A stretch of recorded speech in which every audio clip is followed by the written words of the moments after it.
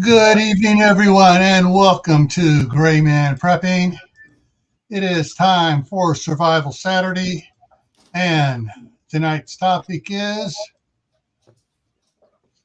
we got Bill Nash from Nash Nurseries, and we also have someone else up here with us. We got Paula help here to help keep an eye on things and make sure us boys behave. That could be a tough job, but I'll try.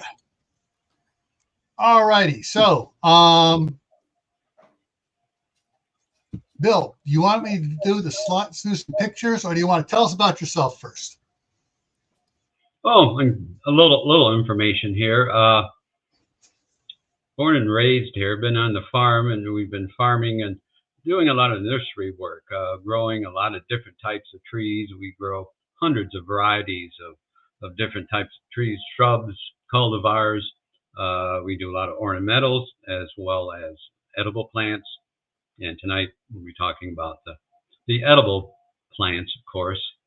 We propagate a lot of them, grafting, growing on seedlings, starting in to do some of the working with tissue culture to try to up some production of chestnuts, of hazelnuts, and a few other things. Yeah, well, go ahead and jump into a picture or two. All right, let's slide over here this way here, and there's the barn. There's the barn.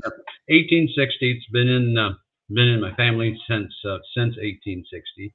So we're celebrating our 164th anniversary this year. My son is here with me and helping run the nursery, and certainly pushing things along in a new light. That picture is to remind everybody it is still winter out, even though we like to think it's spring. So we'll think spring and jump more into spring.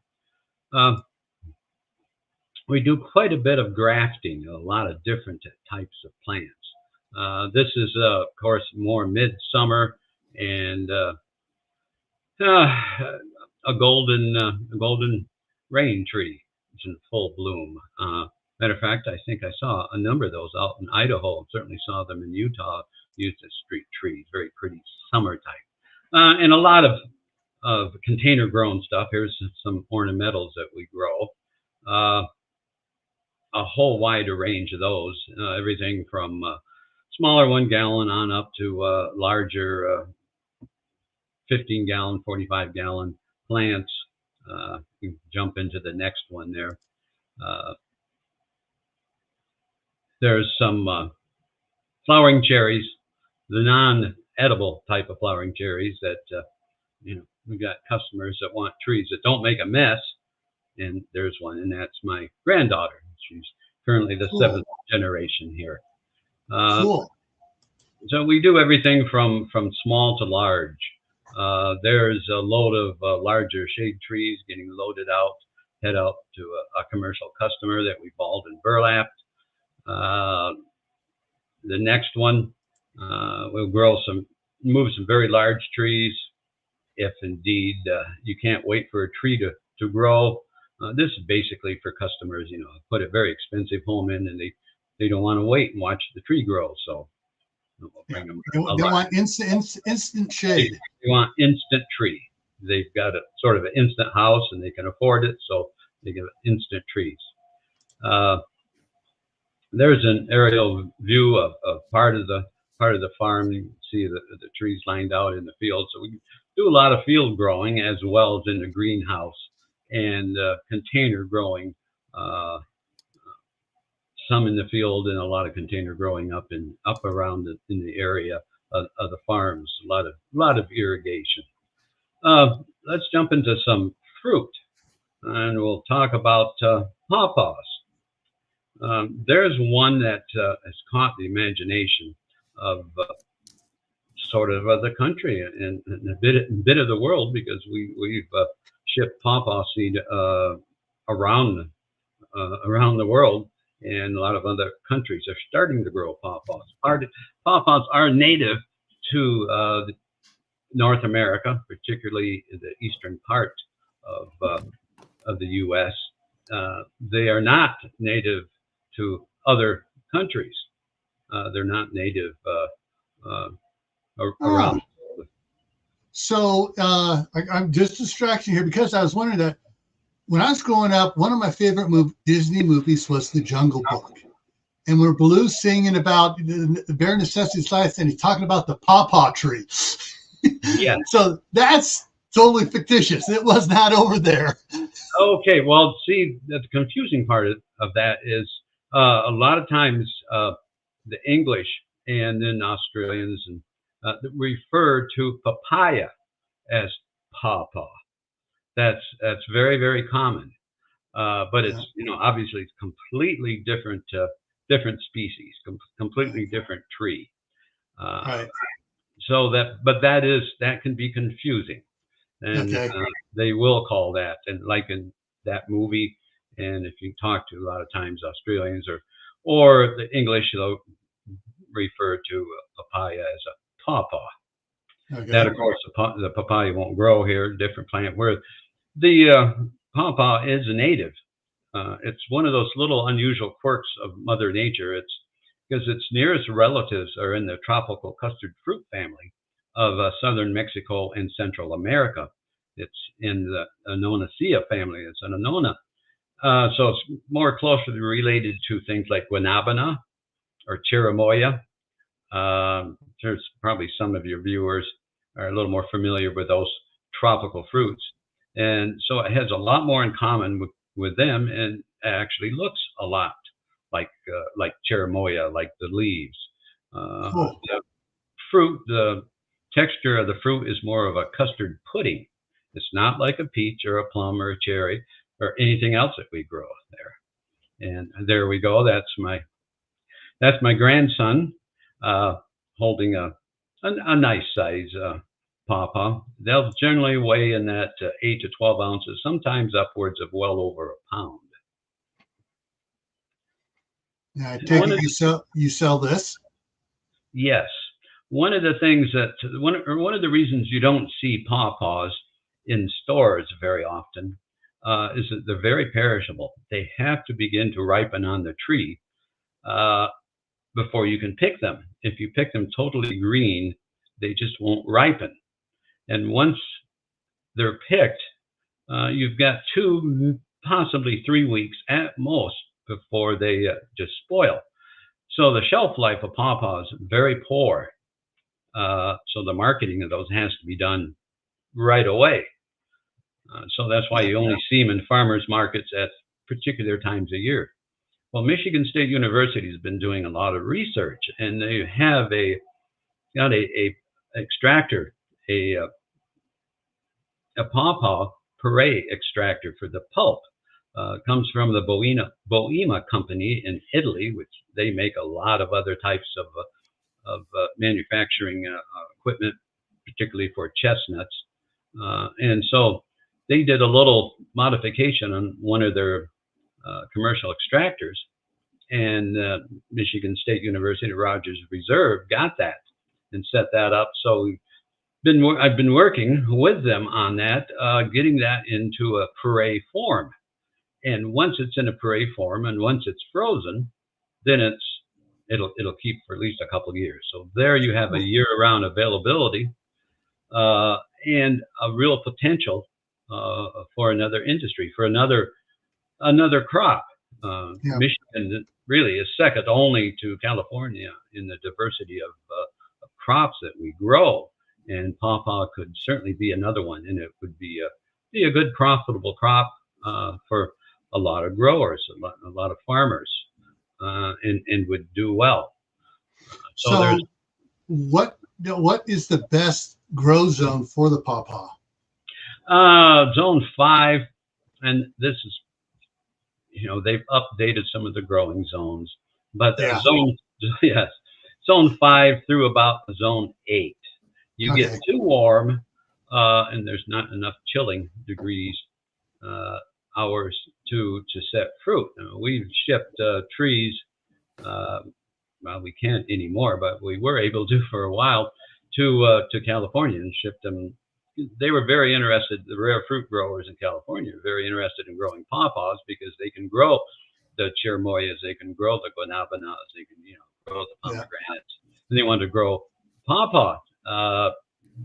But it's going to be tough because it's a little too warm there. The tree will grow, it'll survive, but it just probably won't set fruit. And we've shipped them down into Florida, and the same thing. It gets too warm. There's just not enough chilling degree hours for it to set fruit. Yeah, they'd have to probably grow it up above Yuba City in California. They're out of the normal zone, up where they're doing the walnuts, probably, to get it to set. Because that's the only area where it gets actually cold enough, I think, is up above Yuba City. Yep, I was going to say too that if anybody is interested, I did 2 videos on my channel, and one I went down to Rogers Reserve when they were actually doing the pawpaw extraction. I think that's just a short, but it's a really great video, and you can see how it goes from whole fruit form into the puree. And then the other video is actually out on Bill's farm. So just a little deeper dive there, so you can see that in action. Do you want to go ahead and drop the link to those videos? Go do some hunting and drop the link? Sure. Yeah, let me do that while you guys are doing what you do there. And then, of course, there's these. Hazelnuts. Or filberts, whichever you would prefer to call them. Quite a bit of interest in growing those. Of course, they grow them in Oregon. It's a major crop in Oregon. They grow upwards of about, I think the last I remember was around they've got around 80,000 acres of hazels, about 100,000 tons of production this last year. Oregon is by far they produce 99% of the hazels that are grown in this country. Interesting enough, just out of curiosity, what do you think would be the percent that the United States grows of hazels? It seems that Oregon grows so many. 70%? It's actually around 3%. Okay. The major grower is Turkey. Okay, outside the country. Yeah, okay, Turkey. All right, got it. They're the largest growers. And as you drive through Turkey, we had a chestnut meeting up in Turkey, so I got to drive through a lot of the hazelnut area in Turkey, and it's up on the north shore of the Black Sea in a city by the name of Samsun. And you drive through the mountains, and you just see mile after mile after mile of hazels, and all on pretty steep slopes. And actually had some of the farmers out there say some of the slopes were very steep. Actually say they tie themselves to the tree so they don't fall down the hill as they're gathering the nuts. Obviously, it's all hand work there, where, of course, in Oregon, it's all mechanized. So that they can harvest commercially. Interesting enough, there's probably around 1,000 farms out there. So average farm is probably only in that 60 to 80 acres of hazelnuts, which certainly is not that. It's quite a few, obviously, hazelnuts, but in the scheme of things of crops, that in major crops like corn or something, that is just insignificant drop in the bucket there, and they don't grow anywhere near the amount of hazels as they do almonds and pistachios and walnuts out there, of course. One of the things we got a little involved in, this is a little explant tissue culture of hazels. Got these out of California because they're pushing, or they're certainly propagating hazels at a very rapid rate. And tissue culture is one method of really upping production quickly. So we got these shipped to us. This is a little explant. It has some roots initiated on it. This is a little test tube baby. we were going to try to see what we could do. We got about 1,500 of those with different cultivars that are all the current releases by Oregon State University that are blight resistant, and testing them here in the Midwest to see how they do. It's kind of interesting to get these little plants. They are very, very tender. They basically come out of a test tube at this point. They do not have any wax coating on their leaves, so they have to be put into a fog chamber, have to be treated very nicely for about a month before they can possibly be moved out of there into a more of a growing area. Hit the next, go ahead to the next picture. There they are in the fog chamber, and it's not a mist, it's actually a fog. You have to treat these. These are under a pump, 1,000 pounds of pressure, so it creates a very fine fog, not a mist. But Yeah. we found that we were quite successful with this, and then moved them on and grow them up. Go ahead to the next picture. And there you can see them there a year and a half later in a 3-gallon pots or root pouches. Now at this point, they can be set out into the field. The idea with tissue culture is a very rapid propagation of the tree. Otherwise, normal means of doing that, stool beds and what, it can take you upwards of 6 to 8 years to get a stool bed started, and so your propagation is much, much slower. They use tissue culture in a lot of different plants, a lot of different trees, a lot of perennials. Certainly, there's a lot of tissue culture. Hey, Bill, Yeah. can you, I find that interesting when you said it's a fog, not a mist. Can, what exactly is the idea behind that, and why does it have to be a fog? What is the mechanism Okay, good question. behind A that? mist, you're going to get moisture. It's just going to come down onto the foliage. Now, this is very, very tender foliage. You don't want a lot of moisture. You really don't want water building up on the leaves. You just want that humidity in there to be around that 80 to 90%, like a cloud. And when you go in there, it is like a cloud. It's just a fog, so that you don't get the problems that you would with moisture building up on the leaves and causing problems. And so basically, it just keeps the leaves moist till they have a chance to finish developing to the point where they don't need it. Right, that little cuticle on the leaves. Leaves will have, if you've ever known, leaves have a little layer of wax on them. That's to keep them from losing a lot of moisture. When they're grown in a laboratory, when they're grown in a test tube, because they're grown under those conditions, they don't have that. So they have to be treated very nicely once they come out of the test tube, and until they get that coating on their leaves and get established and get the root system a little bit more established, which takes generally in that 4 to 6 weeks before you can move them out of there and then start pushing them along a little bit further. And tissue culture has a tendency to grow faster than regular seedlings, so you can get a larger tree quicker and get in production faster. That holds true with most all of the tissue culture plants that one would get.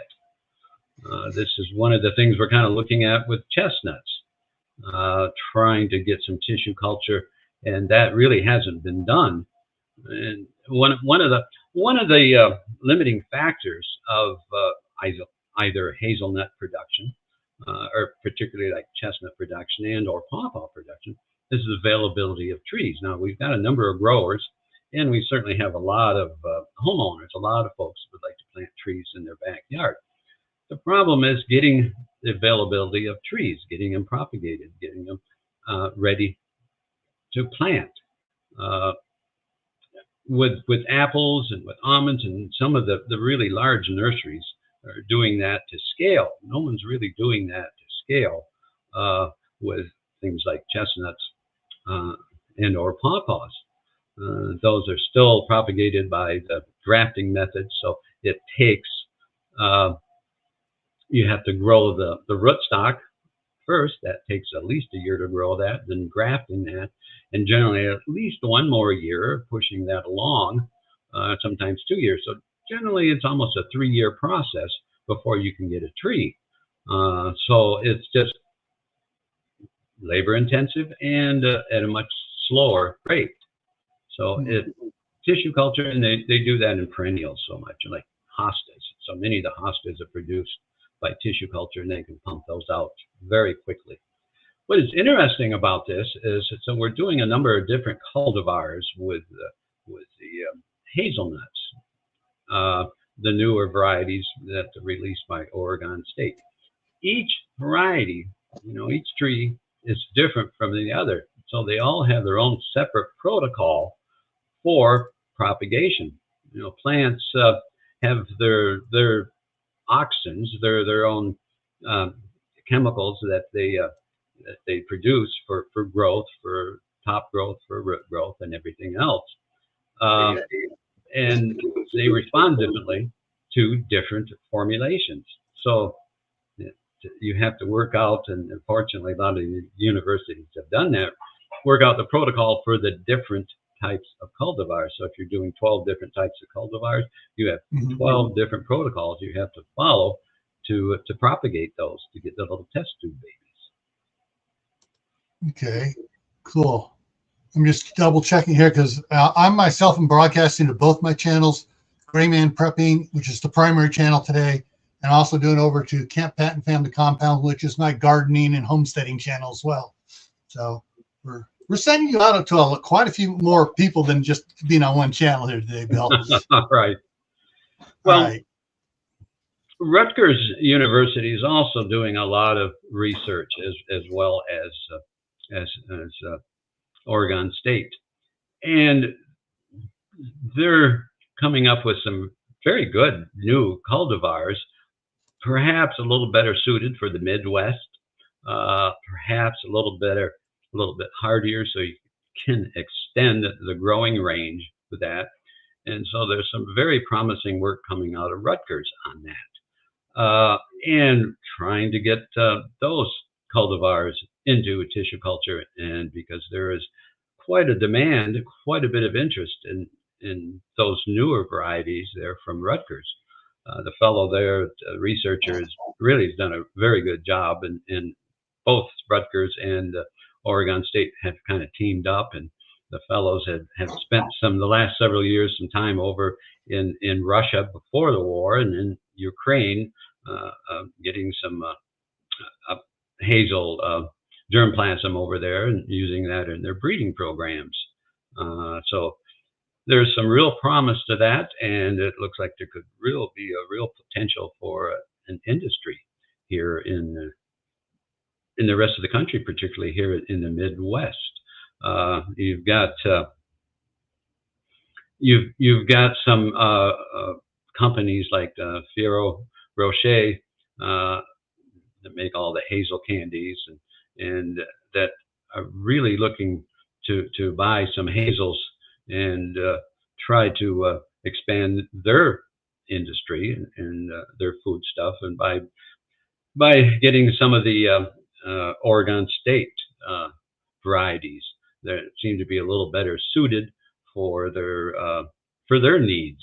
One of the things hazels have are a pedicle, a little skin on the inside. In some of the newer varieties from Oregon State, that pedicle is removed, and it makes a much better candy. Just does a lot better in cooking. Okay, cool. So what do we got next here? So we'll jump into chestnuts. Chestnuts roasting on the open fire, and chestnuts are grown around the world.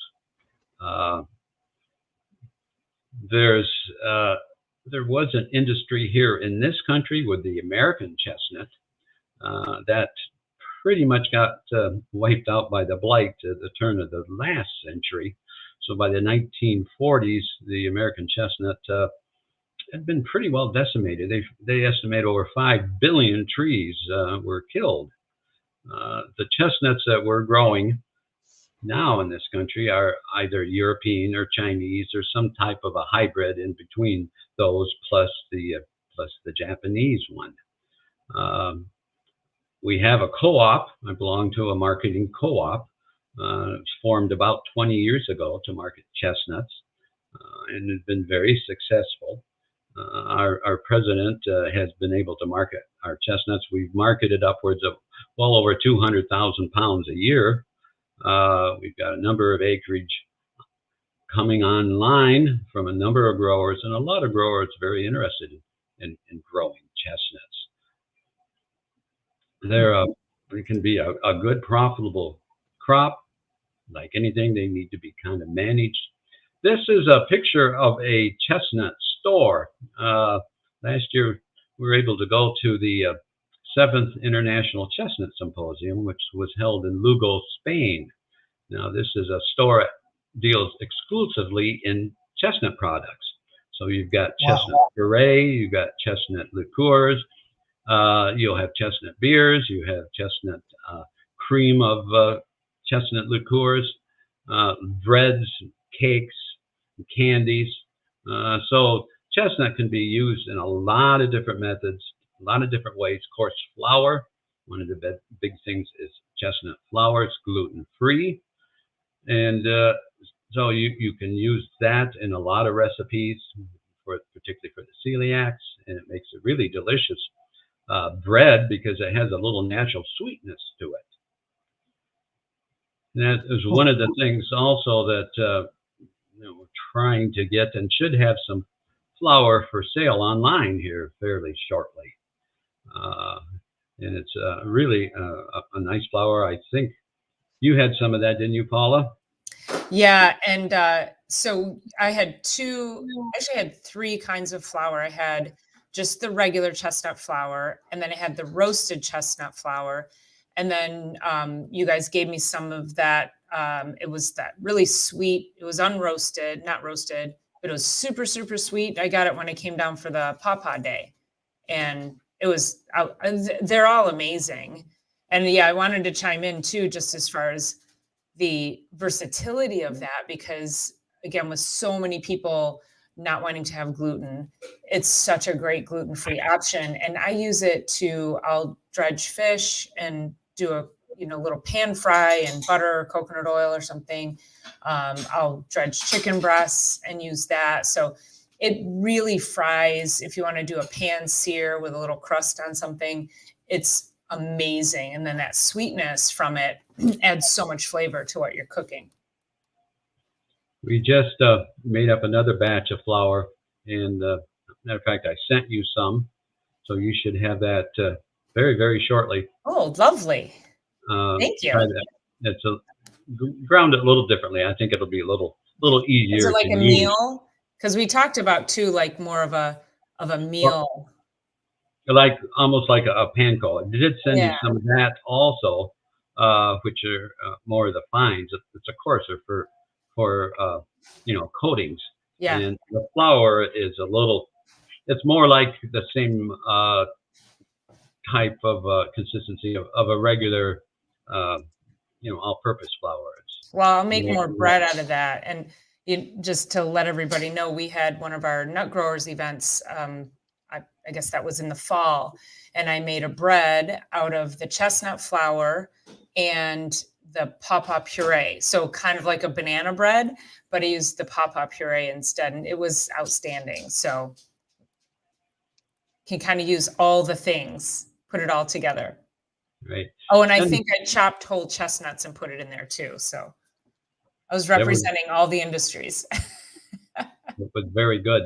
And pawpaw is sometimes called the Michigan banana. That basically, I want to mention any recipe that you use bananas, you can use pawpaws. I do want to say, Bill, if you could talk to someone had said, oh, the puree, that would be great, freeze dried. But and so I'm wondering, because we've talked about making the fruit leather out of it. So can you speak to that? Because I know that there's some issues with fruit leather So if somebody got a hold of it, they probably need to have a heads up on the difference. There is something about drying down a pawpaw. Once you dry that down, the drying process somehow alters things in there, and it can be have a tendency to go through you rather quickly. So it's really not recommended to try to dry that like you would apples or pears or peaches or anything, but use that in a fresh form or in a frozen puree form. And then it's fine and it's very good. Some people ask about the seeds. There's very large seed in that. There's generally about 6 or 8 pretty good sized seeds, lima bean size. Those, and you'll read that, don't eat the seeds. I don't know which would give first, the seed or your teeth, if you tried to eat them. And like many seeds, they have a very, very hard coating. And so they kind of evolved in the point where it'll just go right through you. I mean, one of the theories is how that the pawpaw kind of followed the receding glacier back up here, is that it was eaten by some of the megafauna such as mammoth and mastodons, and then they would just drop the seed in a nice little fertilized or fairly large fertilized package, and that's one of the ideas that how that pawpaw managed to work its way back from basically a tropical area and be hardy to our climate, but still be in reality a tropical fruit that tastes like a tropical fruit, and the tree looks like a tropical tree with the long droopy leaves on that, and it also makes a very nice ornamental. Anyways, so back to the chestnuts. A lot of different ways that you can utilize chestnuts. Italy, they've used them, for years and years. So you will find them in the stores. You will certainly find they'll have festivals for pawpaws, and we've managed to attend a few chestnut meetings there in Italy, Portugal, throughout that area, and it's part of their culture. When you like in this country, in the fall, you will see corn stalks, Indian corn, pumpkins in store windows as they're decorating. There, throughout Europe, you will see chestnuts. You'll see chestnut burrs. You'll see chestnuts, and it doesn't really make any difference what the store is. I've seen it in hardware stores and in lingerie stores. They decorate for fall with the chestnut because that's part of their culture. It's what they grew up with. So it's a rather fascinating thing, and it's one of those that I think there's some real potential there for growers, for farmers, to add to another crop and make a fairly decent living at that. It's quite versatile if it's being used in the lingerie stores. for decoration. Across all industries. Right. Well, it is part of the culture. I mean, over there you will see when they start roasting them in the fall, you will see young kids. You will see. We were there at one roaster, and there were a group of some teenage boys, and they're going, "Oh, chestnuts!" and they were lining up and buying roasted chestnuts. That's part of their culture. And it's just something they've grown up with and are used to. And it actually was part of ours until the blight pretty well wiped out the American chestnut, and it's been a number of generations, of course, since we had that industry here, and so we are sort of relearning that. We do a pick your own there in the orchard of chestnuts, and we get a lot of Eastern Europeans to come out, a lot of Bosnians in our area. So there'll be a big group of Bosnians, from Italians, had Romanians, a lot of Asians. Certainly would be a number of Chinese, Koreans, some Japanese. Those cultures are used to them. They have used them for years, and it's kind of fun to see the families will come out. The grandparents will come out, the parents, and the grandkids. And the grandparents want to show the grandkids what it was like in the old country and go out there and pick chestnuts. And they'll go out and pick. Sometimes they'll be out there all day long, just to get out. We had been doing a pick your own for a number of years, but probably never that large a pick your own. Probably in that we sold maybe 20-25% of the crop as pick your own, and then the COVID hit. So that fall, all of a sudden, everybody started showing up. I think they wanted to get out of the house. They wanted to get out in the country. And it was just one car after the other. I mean, we had folks coming from Tennessee. They were coming in from Minnesota. Certainly a lot of them. We're in mid-Michigan, right around the Lansing area. So, you know, a lot from Detroit, Chicago, and local areas around. But just, that was amazing with COVID, how many people all of a sudden started to show up just from, you know, a long distance away. So that was very, very interesting. The person got a question here. So if a person wanted to start a chestnut from seed, would a chestnut from a store work, or does it have to be fresh from the tree? If it has dried down too much, then it wouldn't be viable. And depending on, you know, the origin, anytime you grow a seedling, it depends upon, you know, where that came from. Now, we do import a lot of chestnuts from Italy, the Maronis. Those are a little tough to grow here because, you know, they aren't quite hardy enough. I know they grow some of the Maronis down in Chile, and I've got a friend who is trying to propagate some specific varieties. But all in all, it'd be a little tough. Now, Chinese, probably a lot better with Chinese or some of the Europeans. I mean, we're looking at growing some of the French hybrids, which are a cross between the European and the Korean ones. They're Japanese ones. And they seem to do quite well here. And those have been put into tissue culture. So those are some that we're hoping to be able to utilize that. And within, you know, it'll be a longer term project, but hopefully here within 3 or 4 years, we'll have a number of trees. So some of the orchards can start to expand and people can have some, you know, really good producing trees in their backyard. Hey, Bill, how much time can people save by buying a grafted tree versus, you know, putting seeds in the ground? A good grafted tree will probably start to bear in that, we've had some generally in that 3 to 5 years.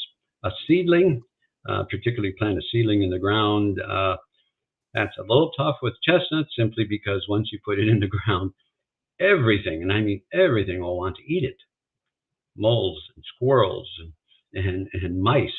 So the odds are it won't be there once you plant it after several weeks. So time, yes, you'll save in that probably 6 to 10 years. Mm-hmm. So it's like with anything. You start with a little larger tree and one that has been propagated, grafted for a particular cultivar. They're going to grow a lot faster. It's like apples. You can start an apple tree from a seed. You don't know what you're going to get, and it could take you a long time for it to bear. Seedling trees are like people don't realize that, but a seedling tree is a lot like a person. They have to go through an adolescent stage as it grows. It has to age. It has to go through these particular changes. We call it adolescence before it can start to bear. Now, once you graft a tree, you're taking mature wood that has already gone through that adolescent stage, wood that has been bearing and is ready to bear, and you put that on a rootstock. So you cut out all this growing up, so to speak. So you have a tree that, as soon as it gets some size, it's going to want to bear. We've got people a lot of times come out and get apple. Now, how long is this going to take to bear? And we've got some 15-gallon size apples that bear right there in the pot. So, well, The problem is not getting them to bear. It's getting them to having them bear too much. They want to bear too heavy. And so obviously when you're growing a smaller tree, you want to get some vegetative growth. You want to get the tree up there. You don't want to stun it by getting it to bear a lot of fruit. So, you know, we always tell folks, well, if you can, you know, pick the fruit off so that it doesn't bear, you know, maybe leave one or two on, but don't let it bear very heavily until the tree gets a little bit of size. Let the energy go into tree production, and then you'll start into get some fruit production. And like with apples, they're commercially they're thinned.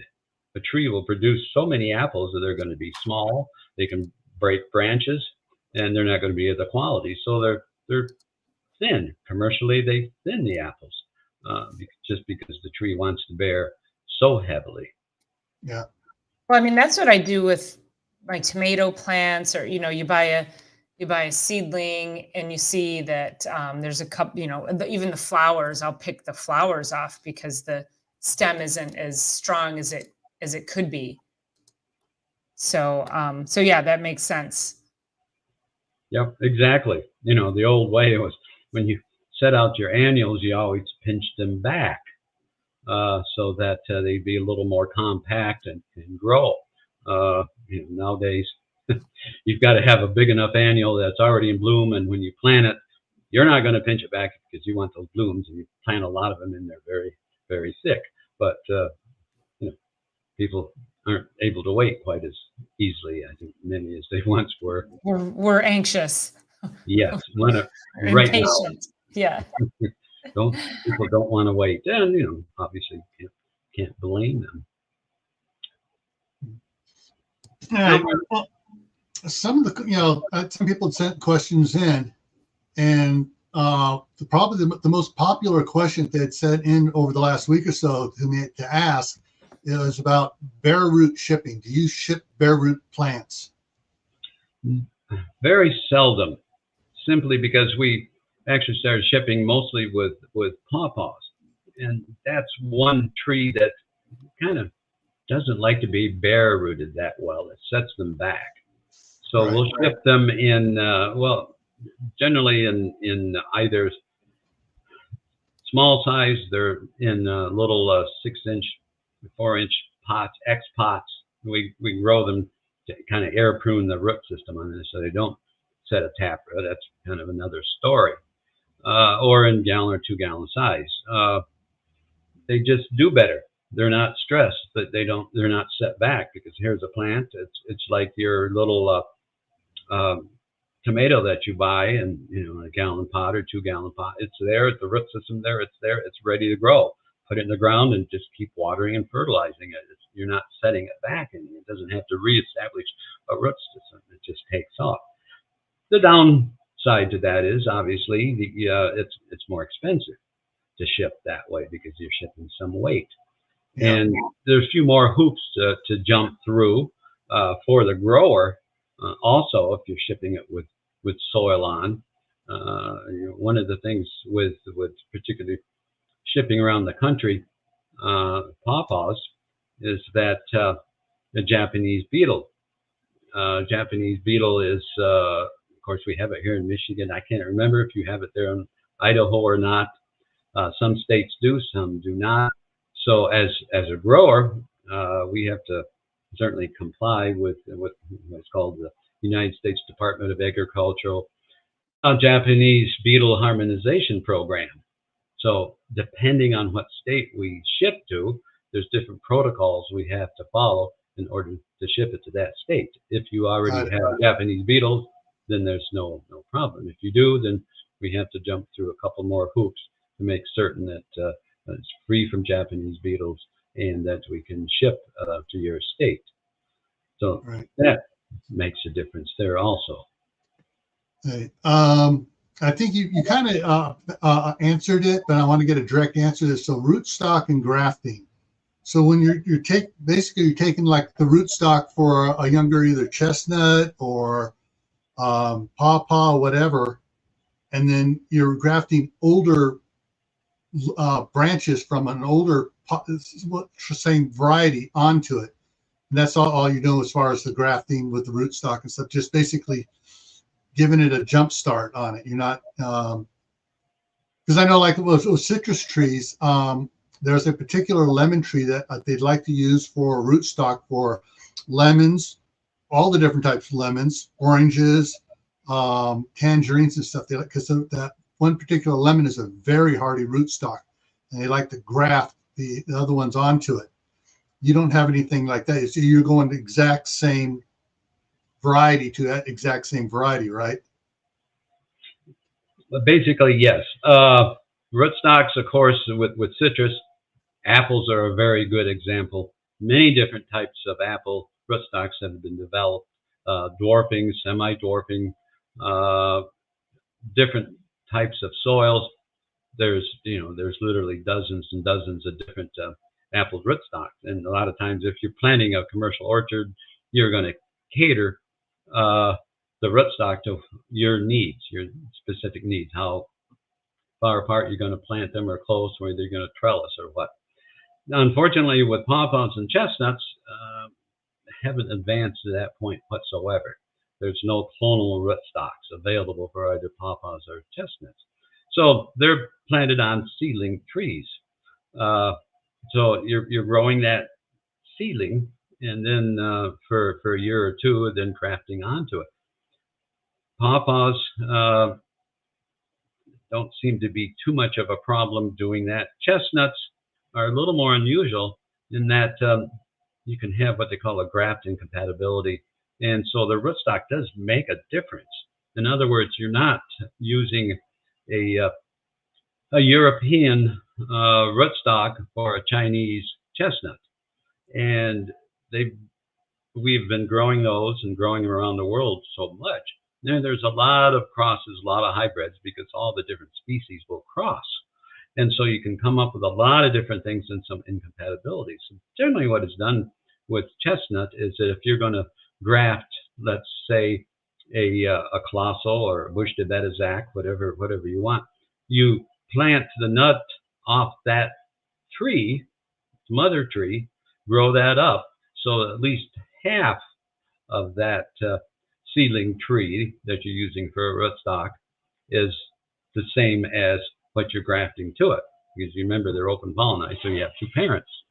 Now with chestnuts, and what they're starting to do in Europe, there is a variety called Marsol, which is one of those French hybrids, which we're hoping to grow, that they found accepts a lot of different cultivars on it without any type of grafting incompatibility, and it's some disease resistant, particularly to things like Phytophthora, which can be a problem there with chestnuts.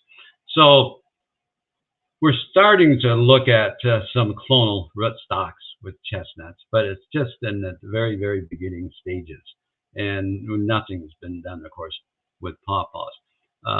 Which is one thing, if you can get something into tissue culture, like, for example, say the chestnuts that you're getting into tissue culture. So they're basically on their own roots. So if a deer comes along and it breaks your tree off, or it dies over winter, the top dies back, the root is still alive.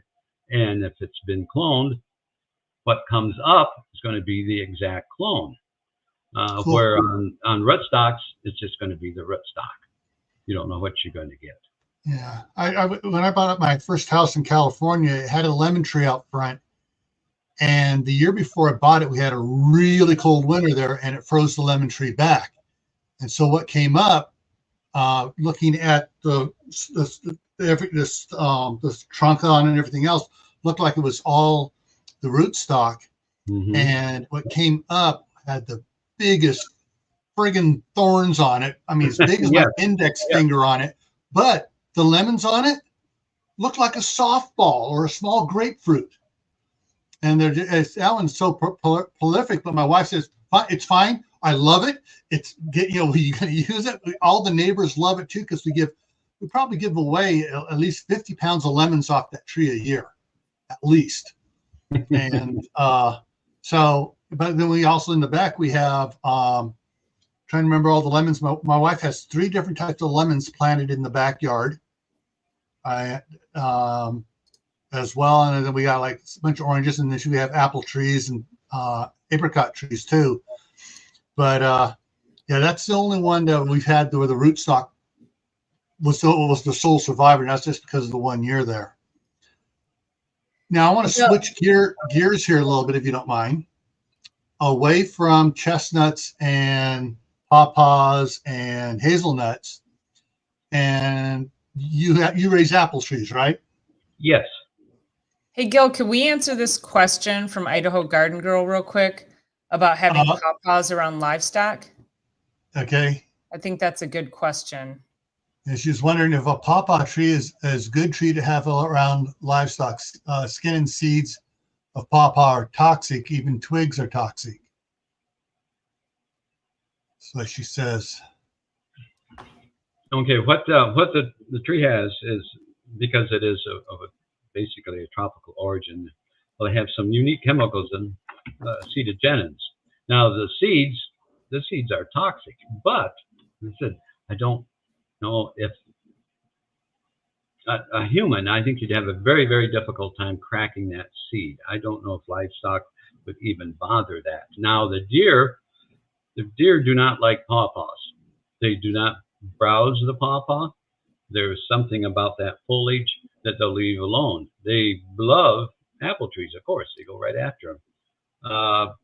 And I've had people say that have planted pawpaws out for the very first time that the deer came over and took a nip out of it, then decided it didn't like it and left it alone. So we never have to bother our pawpaw trees. Now, raccoons, possum love the fruit, so they'll climb the trees and sometimes break branches down trying to get the fruit. The skin, some of the old timers, you talk with them, they love to eat the skin. They wait till the pawpaw gets really, really dark, almost black, gets more of a caramelized flavor to it. I'm not particularly wild about it, but then they'll eat it that way, and they'll eat that skin. The skin, we do peel those, and when we run them through the extractor, it takes the peel off and it takes the seed out also. I don't think there's many livestock that would even eat pawpaw because if the deer will not bother them at all. And as far as the leaves, there is some, well, they see the cetogenins in them, but pawpaws have been actually used quite a bit in cancer research. And it was a fellow down, there was a biochemist down at Ohio State University who did some research on that.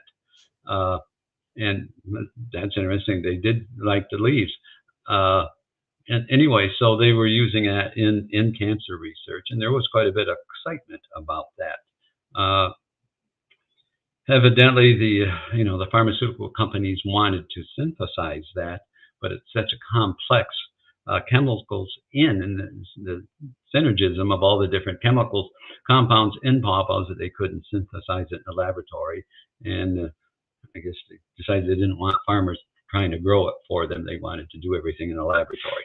But anyways, that's interesting. A horse did get a liking to the leaves. And Tammy says the deer knocked hers over. Well, they may very well do that, but did they browse it at all? Tammy, did they nibble on your trees that they knocked over, or did the deer just get mad at them and knock them over? Because I can see the deer like, this ain't good. Let's get rid of it. Yeah, we've had very, very little, but an occasional buck rub. But they generally stay away from the pawpaws completely. They just don't bother those whatsoever.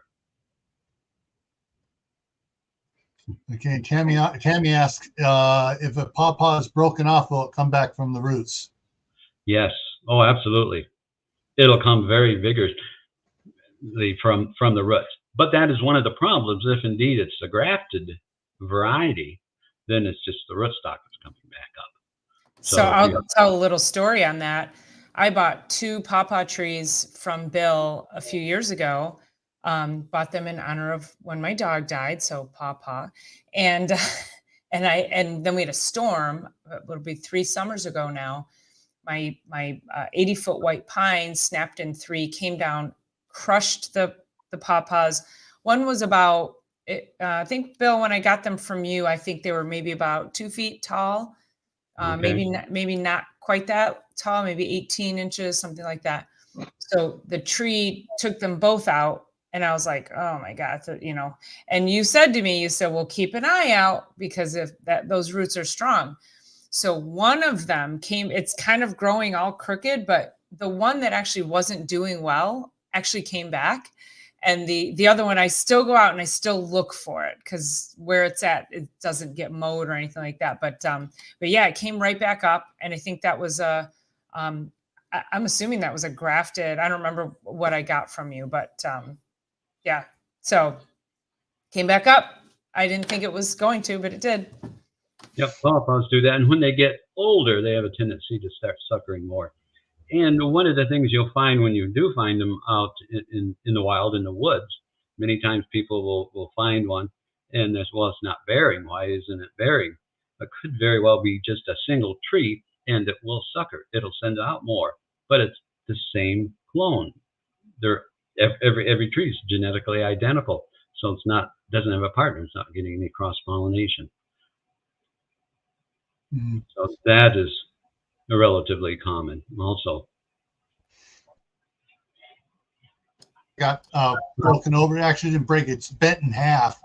So she could probably straighten it back up, and if need be, put some like the grafting tape around it to hold it straight and, keep it going. Yes. Do that. When that happens, do it as soon as possible before it has a chance to dry out. Yeah. Because once it dries out, then it's a lot more difficult to get it to survive. Now, on other fruit trees, several people had asked me about multiple variety grafting. Like, you got an apple tree, you graft a Granny Smith on it, and a Fuji or something like that, or like with the stone fruits, you got an apricot and a peach and a nectarine and a pear grafted in the same one. Do you do that? We do the apples, certainly. We do the apples and do multiple grafts of apples. A lot of times 3 to sometimes 6 or 7 different ones. Very easy to do that, to propagate those like that. One of the things starting to do with pawpaw, so that you only have to have one tree. You have 2 different cultivars, so you only have to plant one tree instead of 2 trees. But yes, you can certainly do that with a lot of different things. And a few of the things that we do grow, things like, well, you've got the apples, you've certainly got pears. We do the European and Asian pears, cherries, grapes, peaches, apricots, plums, nectarines, pluots, the plum apricot hybrid, a number of different things. And we're not going to have time to cover everything that I think have some real potential, like the service berries, Saskatoon, elderberries, grow those, strawberries, the blackberries, raspberries, haskcaps, honeyberries.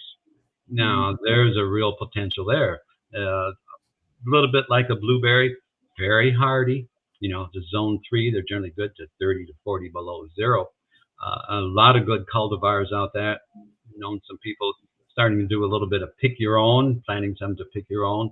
A little slow to get started, but as soon as the people tried them, they really liked them, and they have quite a following now. And this was out in Iowa that they were doing this.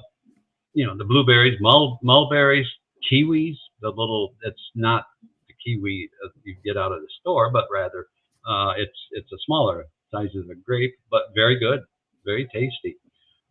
Persimmon, my goodness, there's a real potential there with persimmons. So there's a lot of kind of excitement. Probably a lot of you folks are more familiar with the Asian or the khaki persimmons, the ones you get out of the store. But there's an American persimmons. It's a different species. Hardy, it's very hardy. So that's why here in Michigan we can't grow the khaki persimmons. But there are a number of hybrids coming out now, and there's a lot of work being done with the plant breeders of crossing the khaki with the American and coming up with some very good tasting fruit, sweet, larger size. And persimmon, there's a little industry already in persimmons, particularly in southern Indiana, in a town by the name of Nashville. No connection, no relation whatsoever. But you can buy persimmon ice cream, you can buy persimmon cake down there, and there's some persimmons growers down there, and you can get quite a yield. And there's some very good cultivars of persimmons. Some of the seedling ones can be really bad, but the good cultivars are really good. And, goji berries, aronia, the chokeberries, grow those, hops, josta berries, gooseberries, currants, cranberries, horseradish, figs. Probably a number of the viewers grow figs for their own use, and they're a fun plant, fun tree to grow here in Michigan. Even no matter what they tell you, that's really tough to try to grow those outside. Almost everybody grows them in containers. I grow them in containers just so we can have some fresh fruit, fresh figs. They're delicious. My granddaughter, one of the first things she does when she comes out here, when the figs are bearing, she runs out to the greenhouse and picks figs before her brother can get out there and have any. Sounds like my grandkids. Yeah. It's when my wife comes up and brings apples from California up, or the oranges, they climb over each other to get to the box first. Yep. Well, there's so many different things a person can grow. It's estimated there's probably about 400,000 species of plants. Probably 20,000 or more, maybe upwards of 100,000 are actually edible. We probably only consume 200, probably 30 or 40 are the ones that make up like 80-90% of our food supply. So we use far less than 1/10 of 1% of plants and the fruit and the nuts that are available out there that we can actually use. So it's it's a brave new world out there. There's just a tremendous amount of potential there. A lot of plant explorers going around, and a lot of new ones coming online and are traded. So it's a lot of excitement, a lot of potential, a lot of different things that a person can do. We talked about this when we did the video at your farm, because like for me, I'm on a half acre, so the challenge becomes, what can I grow on a half acre, which is quite a bit. However, if I want to grow a lot of things, the grafting that to me was just such a great way to go, because now I can have like 2 apple trees, and if I want many other varieties, I can just graft them onto that same tree instead of trying to plant 10 different apple trees, or whatever the other, if it's a stone fruit or the berries. So grafting to me was like such a great way to save space and yet grow more varieties of things. Yes, I had a good friend who he loved to collect varieties of apples, and he would have 40, 50, 60 different varieties in the same tree. And did fine, they did well. His obvious biggest problem was keeping track of which was what. Yeah. Labeling can become a real chore. All right, so I got 2 questions. So one from me, but one from Mark here. Mark says, propagation from a stem? ? I'm not sure exactly what Mark meant by that. Depending on what it is, certainly some of that can be rooted cuttings. A lot of your woody shrubs, or particularly woody trees, are a little more difficult to do that with. And that was one of the reasons that some of the looking at micropropagation. Chestnuts really resist that. Pawpaws really resist that. But you get into certain things like blueberries, certainly. That's one of the ways they're produced. Service berry. You get into more of the trees, the apple trees. It can be done, but there again, you kind of question, why would you want to do it? Because you've got a tree that's going to be full size. Most likely it's going to take quite a bit longer to grow, because if you're going to do any rooting, that needs to be very immature wood. Once it starts maturing, it really resists that. It has chemical compositions in it its own plant oxidants that resist rooting. So you want to use very young stocks, such as water sprouts, that types of things from that tertiary buds that you can push out the side. So, you know, a lot of that can be done, but you know, the question really is it worth it? You know, I rooted an apple tree, and I have it back there, so I can say I did it. But it's a very large tree. It took a long time to come into bearing. It was just one of those that I can say, yep, I did it, but I certainly wouldn't do it again. There's no reason to do it. All right. So my one question here is particularly like for apricots. So if I graft two different types, like say a scout and I forget what the other one they said goes good with scout for cross pollination onto one tree, that will pollinate itself then, right? Because you got the two different ones on tree. Good. That'll make my wife happy.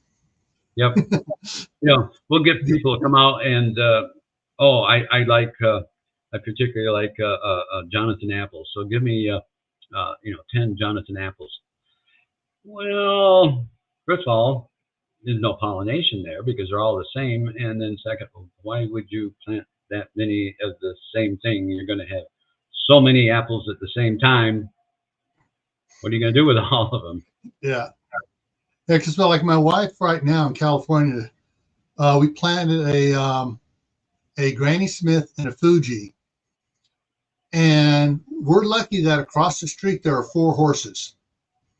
My wife every week takes over a 5-gallon bucket or 2 of apples over to those horses. Yep. Because she has so many, and then she sets buckets out there in front of the house, and like the gallon ice cream buckets. She'll fill some of those up without handles, and you know, put bags out there, and people just take apples all the time because the 2 trees are just totally, you know. And of course, you know, they're small apples about that big, but they're so delicious. And they're just, the trees are just loaded because she doesn't have time to get up in there and you know, thin it out and everything. Exactly. And that's why I froze. She was wondering about grafting on, and if it would work good here in Idaho, so we don't have to have so many apple trees. Because she goes, there's only the 2 of us, and 4 and 4 grandkids across the street, and 2 other adults over there. She keeps forgetting, if the grandkids were down there in California, those trees would be stripped bare. Because those grandkids just apples, 1 in each hand, just start going at it. Mother Nature can be very, very prolific. She can produce an awful lot of food in a small area. Yeah, apples this year, particularly in Michigan, I think we set a record crop. I don't know, I must have had 80, 100 bushels, but they, you know, didn't use obviously anywhere near that many. Yeah, it can be like zucchinis. Once they start in, it's like you're giving zucchinis to. Yeah, she does that too. Okay. The other question is, I'm trying to remember what type of tree it was that they did this on. It took like one of those grocery bags, filled it with soil, wrapped it around a branch to get it to root while it's still on the main tree. Right. That's a method of doing it. Generally, it's going to be something like, you know, a fig or something that will root without a great deal of difference. A lot of times they'll restrict that area of the branch or make some cuts into it. Many times treat that with a rooting hormone also. Then put that in there with peat moss and wrap that up, and then that will generally root. And it, you know, depending on what it is, you can have quite a bit of success. You know, hazels will certainly do that, because one of the ways they propagate hazels is by stool beds. Once you get a stool bed, and they sucker a lot. A hazel wants to grow as a bush form. They grow them in Oregon as a tree form in order to harvest and for cultivation purposes, and just to be able to do that. Can you graft a cherry branch to an apple tree or a pear to apple? No, unfortunately, you can't. Yeah, because stone fruit, and it's got to be somewhat related on that. Yeah, yeah. Stone fruits are stone fruits, fruits are seed fruits. You're right. Yeah. So yeah. So like, I know you can do pears, apricots, um, nectarines, and peaches. Because my mom had a 4-in-1 that had those 4 on it, and then I just wasn't sure about. I know she had an apple tree that had several on it, but I didn't know that I wasn't sure about the yeah, can't speak here. Got to straighten my tongue out here. Pollinize the different trees and stuff. Now, with apricots, peaches, pears and stuff, you need different varieties of those specific ones to pollinate. You can't, they won't pollinate off of, like the peach won't pollinate the apricot and vice versa. You need two different types. Yes, two different, yeah. There are going to be certain varieties that are self-fruitful, Yes. like Bartlett, and the same thing like with persimmons. Certain ones are self-fruitful. A little bit like a fig. You don't need pollination for a fig because they bear parenchypically. So and you will get various things that are self-fruitful. Probably one of the main ones, and it's not, is your sweet cherries. Generally, you need a pollinizer for that. Though there is a couple that are pretty much self-fruitful, but in any of those, you'll get a heavier crop if you are able to get some other pollen in there. Mm-hmm. Yeah, I'm gonna have to have a long sit down with the staff sergeant, talk to her, and see about if she wants to make a trip back there, a summer trip out there, because it's going to take a couple days to drive back there, and a couple of days. It's going to be a week-long trip. Because I would definitely like to. You given it in this hour has given us more information than we did at the local nursery, trying to talk to them for several hours, and they were just didn't want to talk. They just wanted to sell. Yes. Well, yeah. Sorry, there's a lot of other types of material there, and we didn't cover much about anything about pruning and harvesting and fertilizing, any type of animal control and all sorts of various things, and weed control. And there's a lot of different things. Yeah, that reminds me of animal control. Well, you mentioned earlier the one that if you plant the on it, it's going to be gone. Everything's going to eat it. The seed. Yeah. Chestnut seed in the ground, and something will find it. It'll eat it. Okay. How long can you grow a chestnut seed, like in a 5-gallon container indoors, before you have to plant it outdoors? Oh, you could grow one quite a while. I wouldn't particularly start it in a 5-gallon container. Start it in a much smaller container and then move it up. Right. One of the problems with containerizing things, I'm not sure what your water there is, but here in Michigan, most of the well water is someplace 7.2 to 7.6 pH. And so after a season or two of watering things, the pH starts to go up into the soil and builds up. And many plants don't like that. So once you start hitting a fairly high pH, things just really, it gets chlorotic, it starts shutting down. That was one of the reasons to repot things constantly, so that you can have renewal of some soil. And you can treat it with sulfur. You can inject sulfuric acid right into the watering system, and a lot of nurseries and greenhouses do that to keep the pH lower than that. But changing that soil and using a soil that's very well drained is very hard to use. Garden soil, can be very rich out there in your garden and do well, but in a container it starts getting compacted. It's hard to grow. Our alkali soil here is around 9.5. Wow. Yes, we're on top of volcanic basalt. Hence the name of the town, Basalt. And it is, I mean, people, the old timers brought in pine trees to try to lower the pH from the needles and everything else. And all around there's pine trees, and they used to take them and cut them down and partially burn them and put the biochar out to try to lower the pH around it. The only thing that really loves that high pH, three things: alfalfa, potatoes, sugar beets. Guess what the three crops here are in Idaho? Yes. Yeah, we find that a lot.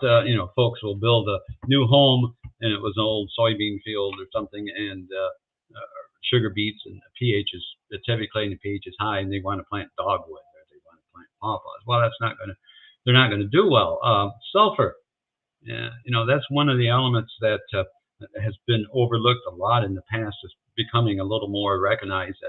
It's necessary, because once your pH starts getting up there, say it hits 7 and above, some of your trace elements get tied up, and the plant can't utilize it, such as iron, copper, zinc, boron.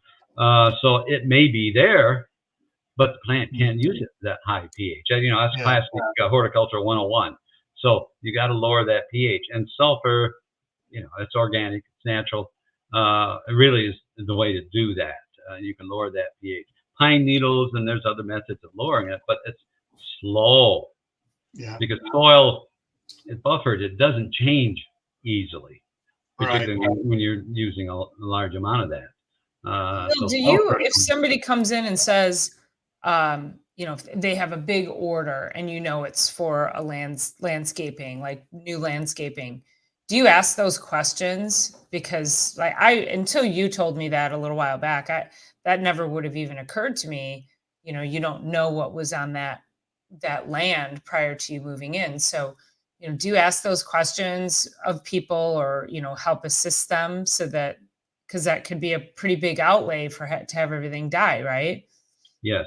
Larger customers that are doing a lot of, particularly, if they're having us plan them, or we'll just come over and consult. But yes, you try to give them some of that advice and find out. But it's so often they'll ask, how often do I water? What do I do? And I'll say, what kind of soil do you have? And I get kind of blank stares. Sometimes they'll look down on the ground and kick it, and it's dirt. Well, literally there are hundreds and hundreds of different types of soil. I mean, the United States Department of Agriculture, the Soils Conservation District, has mapped all the soils. I'm sure they have done that with Idaho. Here in Michigan, it's online. You can go right online. You can bring up your property, your farm, and there'll be contour maps drawn out. This soil is such, like we've got a lot of fox loam here and some sandy loam. And then it'll tell you the grade. They'll tell you basically, look, these are the types of trees, generally it's forest type trees, that are suitable for it. Is it erodible? What's the water table of it? How quickly will the water soak in?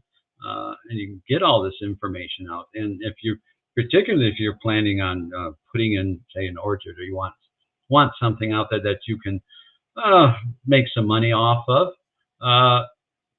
get your ducks in a row. Figure out where's the best place. Stay out of frost pockets. That type of thing. So try to give that advice. Sometimes it's taken. Sometimes it's ignored. But I know here because right now I'm a quarter mile from the Snake River, but the people they found either old creek beds or where the Snake River used to be, a half a mile on the other side of me. And I know when I've done through my property, putting in new water lines and stuff, I go down and the soil's one thing, and all of a sudden it changes, and all of a sudden I got cobbles and large gravel. And then another foot I'm into gray sand, and another foot I'm into brown sand, and then if I go a couple feet farther, I'm into this white ash type stuff from volcanoes. Yeah. And so this, and just going down, I'm just looking at the different lines of sediment deposits around here. And, but the thing is, just about everything tests the same. upwards of 8 and above for the alkalinity. That's high. Wow. Yeah, and it's the first test I was using, it maxed it out at dark green. It's like, okay, that says it's 8.5. And I got another one, and it had a different color, a little bit different coloring, and it went up to the 9s. It's like, okay, and everyone's around their children. Yeah, if you want to grow blueberries here, you got to put it in a raised planter bed type thing, and you got to use rainwater only. Yep. Because the well water here will just kill it. Yep. Have you tried sulfur? Just applying sulfur? No, I haven't gotten sulfur yet. I've one of the places recommended putting out the activated gypsum out to help lower the pH, and also to add calcium to the soil to chase off the dandelions, because dandelions grow in low calcium soil really well. They love it. Yes. Well, sulfur is very, agricultural sulfur. It's pelletized, so it's easy to spread. I'm trying to remember. I think it's around. I think it was around 200 pounds per acre to take it down a point. So if you're just doing individual trees and that type of thing, probably 2 or 3 pounds around in an 8-foot diameter circle or something like that would make a huge difference. We found that out on pawpaws. Pawpaws happen to be actually not only like a lower pH, but they happen to like to utilize sulfur. And sulfur actually is that 4th number. You got in the nitrogen, phosphorus, and potash. The 4th number is sulfur. So if you buy sulfur, it'll say like 000, and I believe it's 90. So it actually is an element that's very well recognized that we need to utilize. And as I said, when you get that sulfur, when that pH starts getting way up there, it ties up the iron. You get very weak plants. You get chlorotic looking. So sulfur, and particularly applied this time of year in the fall. As I said, we found that with pawpaws. We applied the pawpaws we're growing, and you'll see them listed in in catalogs and what, and they'll say, oh, it'll grow pH from 5.5 to 7. Well, it'll grow maybe up there towards that 6.5 to 7, but it doesn't really like it. It just kind of sits there, and it smaller leaves, not much growth. One year we did that, applied sulfur in the fall, and it was like a light switch had been turned on. All of a sudden, the leaves were at least a third to a half longer, several shades of deeper green, and the growth rate just took right off. Anything that was a little bit chlorotic, it took care of that, and really made a difference. So we recommend sulfur to a lot of customers, particularly if they're planting trees that like a little lower pH. Some of the ornamentals like redbuds and dogwoods and that type of thing. Plant that on a high pH clay soil in the middle of your yard, and I tell them, well, I'll guarantee it'll die there. That's just not the conditions they like whatsoever. So like apple trees and apricot trees, what pH do you think? I mean, they're not quite as fussy, but I think most trees like it to 6.5 or a little lower. Get up to 7, just gets too high. And then when you get to something like a pawpaws, probably in that 5.5 to 6. Of course, blueberries and that 4.5. Yeah, I got raised planter beds out here. Well, basically, I got IBC totes. 275 gallon totes, and those are my raised planter beds. And that way, I've composted my soil, and I've been testing it and stuff, and adding stuff to it, and that's what I'm putting in those. So the pH is around about 6.5. But for the blueberries my wife wants to grow here, I'm going to be lowering the pH down on that a bit more. In fact, I got one that I got a lot of Canadian peat moss in it to lower it down. I know when I had my soil tested, and I've got some blueberries that I want to grow, and I took it to an actual nursery, not Bill's nursery, not English Gardens. It's a big nursery around here. So I took that to have my my We don't soil do that. tested, and I think my soil came out. It was like 7.5 or 8. Like it was really high and we're really sandy here. And they asked me, they said, what are you trying to grow? And I said, well, I really want to grow blueberries. And they said, okay, you need calcium. And I'm like, now I, I know enough about the elements. I've taken enough chemistry. And I said, calcium's alkaline. And they said, no, it'll lower it. Well, I think calcium is like a 6 on the pH scale. Okay. I mean, but again, when you're talking about growing blueberries, you got to get that soil. I mean, what is it, Bill? It's around 4, right? 3.5 to 4 is where it's got. Yeah, 4.5 will do nicely. Yeah. Yeah. So that's sulfur, right? That's yes. And that's why I think too. And so I opted to say that. So instead of putting the blueberries in the ground, I'm just going to keep working that patch back there, and I'm going to keep them in a container for a little while, and then just keep amending that with the sulfur, because I'll have a better opportunity to let them take off before I actually put them in the ground. But Right. you do have to be careful, I think, with some of these places that you go to, because you're not. I was like, what? And that was their master gardener, and I'm like, Yeah. We get it. We get a lot of landscapers in here pick up plants and end up giving a lot of advice. You would think that if you're a landscaper, but they don't grow the plants. They plant them, so they're not familiar with the needs of the various plants. All right. So I did a little looking on the side here just for laughs and giggles. So, here's what's interesting. You got this 50 pounds for $43, 50 pounds for $95, 50 pounds for $30, 50 pounds for $72, 50 pounds for $27, 4 pounds for $26. Well, stay away from Amazon. But interesting thing here, it was 2 of them here. So this is Tiger 90 sulfur turf grade, 50 pounds. And here is Tiger 90 soil sulfur, 50 pounds. Not quite half the price, from a different supplier, though. But are there different concentrations on those? The 00090.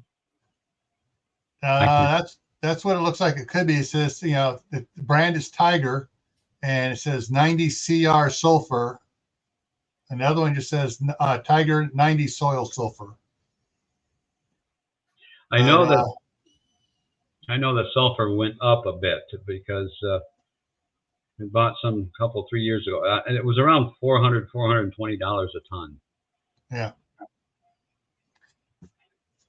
I may have to see about getting doing a big bulk like that, because I got 6 acres of land here. You got a good local elevator, as you can get that. We got it.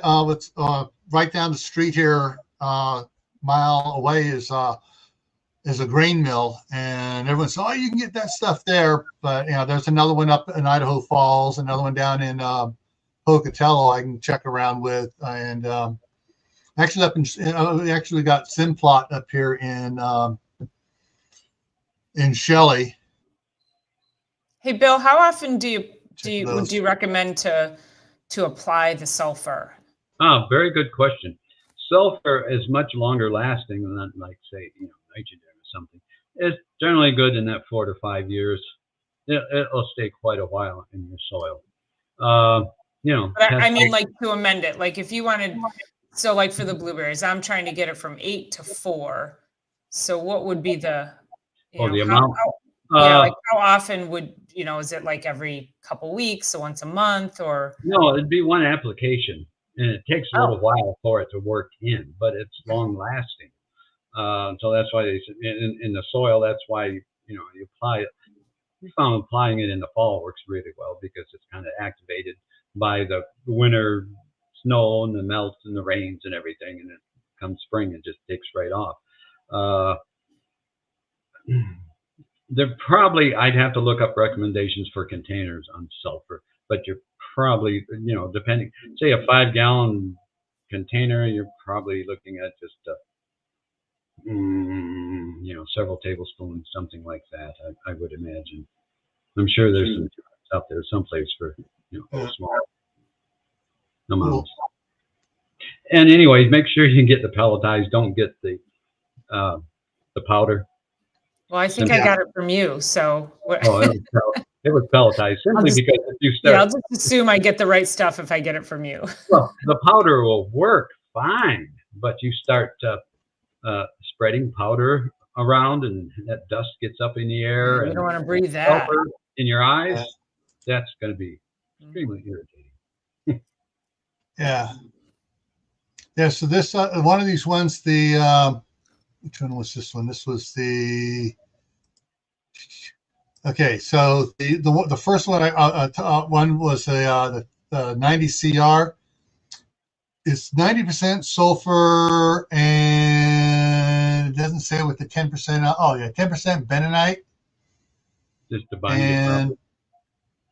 So that's the one, and the other one is also 90% sulfur, 10% bentonite. Yep. And it says dust free on both of them. So I'm believing that's pelletized. Yep. So. Yeah, that way you can put it in a spreader and back the tractor or something, and not just have a cloud of dust that you're going to choke and have a breathing problem and an eye problem. All right. So we've been on here an hour and a half. I'm not sure how long you want to stay, but I got a different question for you.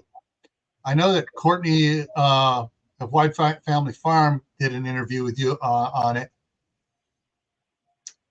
Grow Big TV. That she and Joe of Garden State Gardener have formed a new channel called Grow Big TV, all about growing. And would you be interested in doing an interview with them?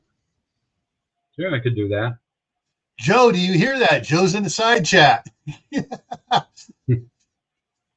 There's, Grow Big TV saying hi to Paula. So I know, and Paula's done several snippets for their. She's also co-hosted for them a couple times too. So yeah, she may be up there with you again here in a little bit. All right.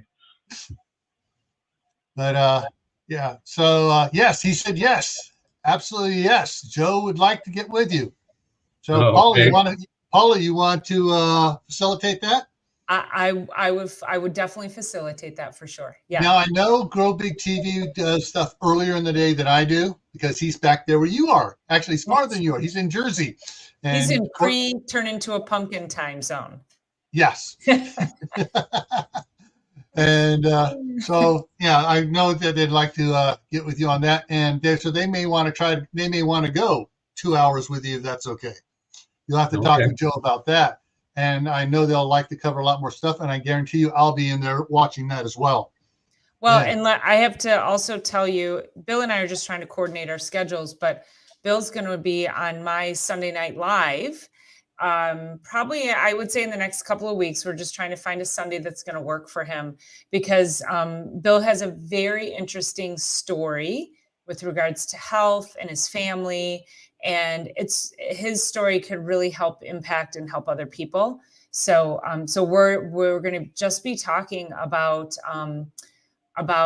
choices and how people's choices impact not only their lives, but the lives of their loved ones. So look forward to that. And like you say, it'll probably be, I would guess, in the next couple of weeks, right, Bill? Something like that.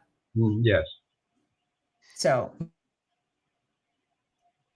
I froze. So everyone, keep an eye out on Dr. Paula's channel for that one coming up. And when she has it scheduled, I will shout it out here as well. But we'll still be live tomorrow. I figured, Bill, I don't know if it's a grandchild's birthday tomorrow, but it's also the Super Bowl. So I'm still going to go live. I don't want to take anyone away from the Super Bowl. Super Bowl, what's that? Is that a big bowl I know. cereal? Well, that's why I'm like, it's not really my thing. So there's got to be enough people who it's not their thing. So, come on over and keep me company tomorrow night. Yeah. The last time I watched Super Bowl had my team in it, the Pittsburgh Steelers. So that was the last time I watched it. Well, if the Lions were in it, I definitely would be watching. But we didn't make it. We were looking for the Lions. Yeah, absolutely. So, Bill, thank you very much for coming up here and sharing with everybody here. Toilet bowl. Oh, Joe, you crack me up. And Joe's a football guy. Yes. Oh, he's a sports guy. Well, Chef Tech, come on over to my channel and let's learn something tomorrow night. So we'll see you over there, 6 p.m. Eastern time. Okay. All right, everyone. So, he froze. I'll say it for him. He froze. The winner. He always knows when he freezes too, which is interesting. Yeah. I don't know. He might be gone now. Could be. Trying to say goodbye. Oh, and now he's muted. He's derailed. He's now muted. You're muted now, Gil. Yeah. Gil, you're muted. Hello, Gil. I got two different types of freezes. One where I just freeze for like 2.5 seconds. The other one where the camera loses connectivity with the computer, and that I have to go back in and change the setting on the camera back and forth real quick. So everyone in side chat, thank you for your comments, and thank you for those that sent questions out ahead of time because they had a bunch of duplicates. So I was able to go through those. All right. And so I dropped links to the videos. I saw that on both of my channels. Thank you much. And if you go into the show notes on those links, all of Bill's contact information is in those. Yeah. Cool. Yeah. Like I said, I got to talk to the staff sergeant and see if she's interested in heading back there for a week vacation and grabbing trees. Because I'd rather get it from someplace that sounds like they really care about their trees than someone just, we buy from a grower and we just sell it and move it. That's what I got here. Tammy we just figured out in the chat, Tammy from Rebel Canners, Bill is literally halfway between both of us. So if you came out, I see a party time.